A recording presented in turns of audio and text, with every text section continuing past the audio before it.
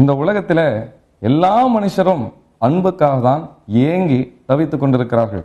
ஒரு சிறு பிள்ளையாக இருக்கட்டும், ஒரு வாலிபனாக இருக்கட்டும், ஒரு நடுத்தர வயதில் உள்ளவர்களாக இருக்கட்டும், முதியோர்களாக இருக்கட்டும், யாராக இருந்தாலும் அவர்களுக்கு செல்வம், பணம், அதிகாரம் எது இருந்தாலும் ஒரு மனிதன் அன்பை தான் தேடிக்கொண்டிருக்கிறான். பாருங்கள், ஒரு சிறு குழந்தை கூட தன்னுடைய தாயின் அன்பு சற்று நேரம் கூட கிடைக்காமல் இருந்தால் எப்படியாக பதறி அழுது கஷ்டப்படுகிறது. அவளுக்கு எல்லாம் இருந்தது, தன்னுடைய பிடித்தமான பொருட்கள் இருந்தது, எல்லாம் இருந்தது.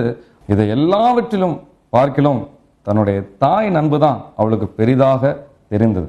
கிறிஸ்துவுக்குள் அன்பானவர்களே, ஒவ்வொரு மனுஷனுக்கும் ஒரு தேவை இருக்கிறது. அது சிறு குழந்தையாக இருந்தாலும் சரி, அது பெரியவர்களாக இருந்தாலும் சரி, எல்லோரும் அன்புக்காக இயங்கிக் கொண்டுதான் இருக்கிறார்கள். என்னால் ஒன்று நிச்சயமாய் சொல்ல முடியும், ஒரு தாயின் அன்பு ஒரு எல்லை வரைக்கும் தான், குழந்தையின் அன்பு ஒரு எல்லை வரைக்கும் தான், கணவர் மனைவிக்கு காட்டுகிற அன்பு ஒரு எல்லை வரைக்கும் தான், மனைவி தன் கணவருக்கு காட்டுகிற அன்பு ஒரு எல்லை வரைக்கும் தான். இப்படி உறவுகள் மனுஷர்கள் மூலியமாக வருகிற எந்த ஒரு அன்பும் ஒரு எல்லை வரைக்கும் தான் என்று சொல்லி நம்ம நிச்சயமாக சொல்ல முடியும்.